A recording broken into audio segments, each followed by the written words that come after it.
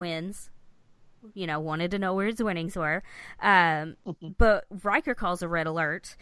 So Data gets up from the table, and of course, he says, computer in program or whatever, because, we didn't know it was that it was a holodeck. Oh, good thing. Who knew it was all a simulation? Woo! I thought that Sir Isaac Newton was actually on the Enterprise. Right. Another cool thing that I read is Hawking says, "Wrong again, Albert," and that's in reference to the fact that Stephen Hawking, he disproved some of Einstein's theories. And that is funny. Maybe I should look at my notes to see what I wrote so I can find the word. I love that he was just in smack talk mode through that whole thing. Yes. You know what I mean? And his smile kind of like played into that too. You know what I mean? He was always a smiley guy, but I just love the fact that they're sitting around, as you do when you're playing poker, smack talking, you know what I mean? And just playing the part. I thought that was a really great thing. Yeah. Rick Berman, but he said that Hawking came up with some tweaks to the script to make it funnier, which Berman called delightful. So, the mischievous grin was all part of it. I mean, it's not every day that, Professor Stephen Hawking polishes your script. Right. It's not every day that I don't think George Lucas was sending him, drafts of Star Wars being like, could you take a look and could you punch it up a little bit? But maybe he should have. Carrie Fisher could only do truth so in much. That, yes. Oh, anyway. I mean, really, like he needed to add script doctor to his resume. Come on. So, scene 2, we see the Enterprise in space like we usually do after the credits or sometimes in the cold open. Then the title, Descent, appears in the upper left-hand corner. This is just the first part, which we know because... that's how time works. Yes, we live in the future. And I assume that they were just hiding the fact that it was a 2-parter, so there would be more of a surprise or whatever. But being that it was the end of the season, you could have probably bet that there was going to be a 2-parter. So we see Picard enter the bridge, and Riker informs him that they've got a distress call from Oniaka 3 outpost, saying that they're under attack. They go there and they find this unknown ship that doesn't respond to any of the hails, and there's some sort of interference that's keeping the Enterprise from contacting the outpost. So Riker grabs Data and Worf to go on, a exploratory mission to see what's up. In the next scene, we see the outpost. It's one of those like matte paintings, and I made a note that it reminds me more of the Star Wars matte paintings because of it's got the different colors in the sky and it's really more detailed. But what's funny is it was actually used as the Darwin Genetic Research Station in Unnatural Selection in 1989, which that's sort of when they started having nicer looking backgrounds.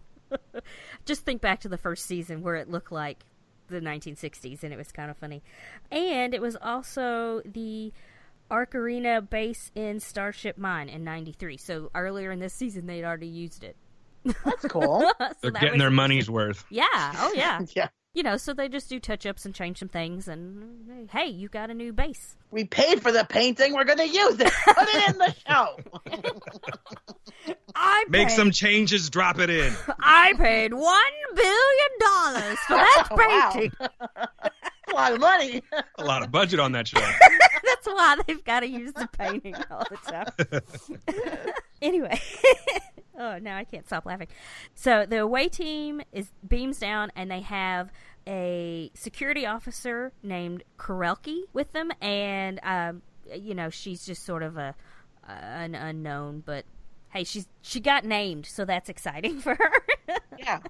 They split up. She goes with Worf. They go off to check the crew because they've beamed down, and the only people they see so far are dead. They can't figure out why they're dead. Or who killed them. They know why they're dead. They can't figure out who killed them, but they have something similar to Ferengi phaser sort of wounds, but not quite, and so they don't know what it is yet. Data and Riker are inspecting their main control room, and Data opens a panel in the wall to like a closet, or he doesn't know, it could go to a hallway or another room, and inside it is a Borg. And I actually hate when that happens. Right, I actually wrote inside is a Borg. Could have been Stephen Hawking's. Apparently, he likes those closets. Right, Yeah. exactly. I'm thinking in here. Maybe, maybe that was him. Maybe he was in a Borg costume. Find your own closet. This is mine. But apparently, there were 274 crew members, and they were all taken out by these Borg. Then, finally, we get the intro with the music and Patrick Stewart talking and shots of the ship and everybody's credits and everything. It goes on for over 5 minutes before the introduction, which is kind of crazy. I don't know if any of the other ones have had that long of sort of a cold open, but they didn't want to really split up all of the action or anything, you know. And this is the only episode to be like that has the title and all that listed before the actual opening sequence. We go back after where no one has gone before. We go back to the outpost. That Borg that we found in the closet fires on Riker. He ducks out of the way just in time. And Data raises his phaser, fires at the Borg. We assume he kills it or he knocks it over or something. You know, it hits the ground, whatever. We don't pay attention. Several more come around the corner, and so then it's just a whole firefight. Worf and Kurelki come back to help their crewmates, of course, because they hear all this commotion. So we go back to the Enterprise, and the unknown ship fires on our heroes. Picard commands for evasive maneuvers, and he wants to return fire, and unfortunately their shields are only at 80% at the moment, so can't take too much. We go back to the base. The firefight continues. It looks like Data is getting the beat out of him, and I did write phaser SFX because I knew I was gonna bleep myself out. But luckily, Data rallies back, and he gives that to Borg the what for. Riker kills Torsus. This Borg has a name, and that's kind of weird. And the reason we find out he has a name is because one of his comrades is like, "Oh, you killed Torsus. You know, I'll make you suffer for that." So Riker is he's sort of dumbfounded. He's got this look on his face because, one, this Borg had a name, and two, he found out from a Borg who said "I." It's like, whoa, what the heck's going on here? So I just have a quick question for Dan here. So I know, Dan, you said being a bit more of a casual fan, are you familiar with these villains, the Borg? Oh, of course. Yeah, actually, they are probably my favorite villain. Oh, cool. Yeah, okay. and that's why I got excited when you said you want to do this one. So yeah, I was actually pretty happy about that. But that's what I'm taking from it too, just to make sure that I'm on the same page as you, is that I believe the term they used was automatons. They're normally automaton, right? Where they're all one unified thought, correct? They have like a collective is hive. actually the word I'm looking for. Yeah, the collective is what they call it. And like, instead of having names, they have designations like, third of 5, 7 of 9, and they never say I, they always say we. So much less have has first names or anything like that. Right. No, it's not like, "Hey Joe, how's it going over there in the Borg cube?" Like it's never never like that. Okay, I just wanted to make sure that you were familiar with these guys. I very much appreciate that. Very courteous of you. The hosts are fantastic on the show. Aw, thanks. Another Borg tries to choke Data, which I think is kind of funny because he knows that he's an android. So, Data's like, "No, don't do it." He's trying to get him off him and all that. And then Data just like body slams him. It's like, okay. And then he kind of picks up his head and smashes him against the wall too. It's like, geez, Data, that seems kind of rough. He seems kind of odd. I mean, not in regular Data odd, but odd for Data, if that makes sense.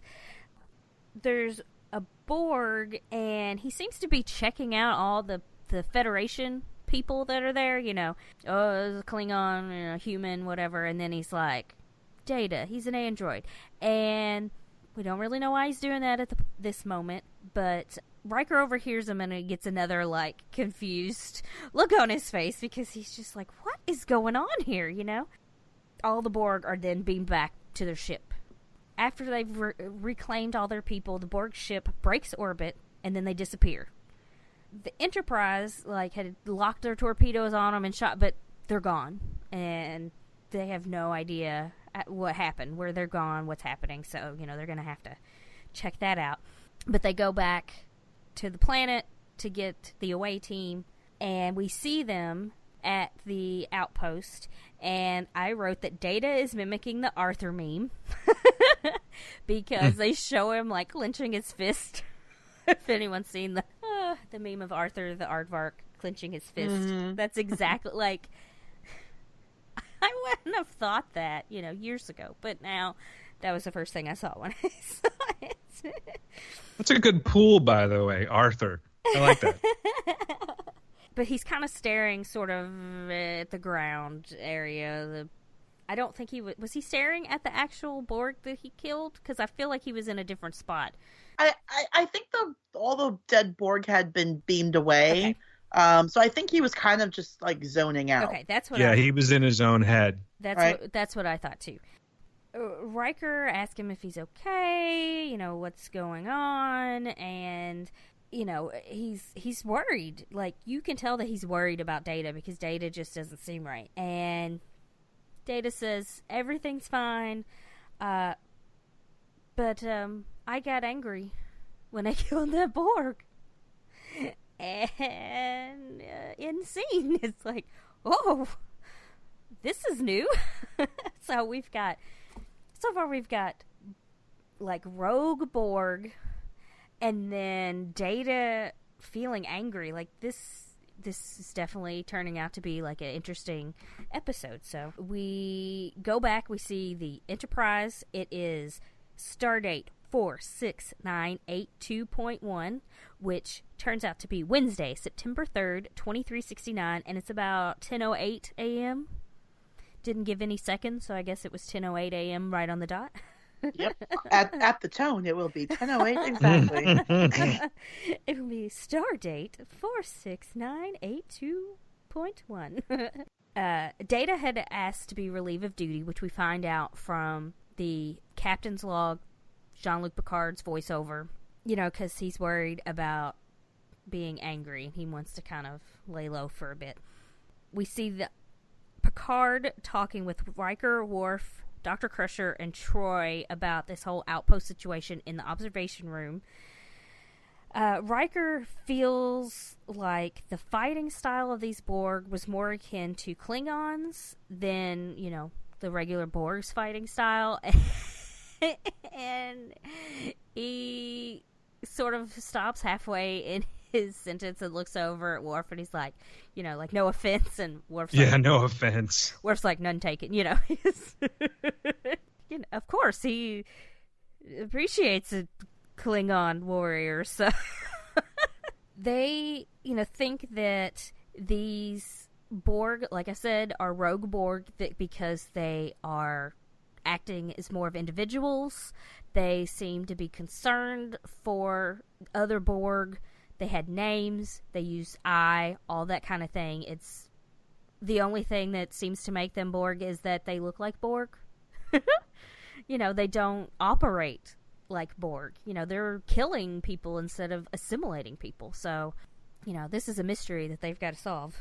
Mm. So Picard wants to find out all he can about them because, like I said, they are not your everyday average Borg. He has Worf set up security, armed security on all the decks. He has Riker check out the scans of the ship. They want to, determine if they constructed it themselves or if they stole it from somebody. So the next scene, we have Geordi and Data in, it looks like engineering, and Geordi is scanning Data's brain and all, just to make sure everything's okay, and turns out they can't find anything wrong, and Data did his own, self-scan. I guess he's sort of like a self-cleaning oven. He's a self-scanning android. Leave him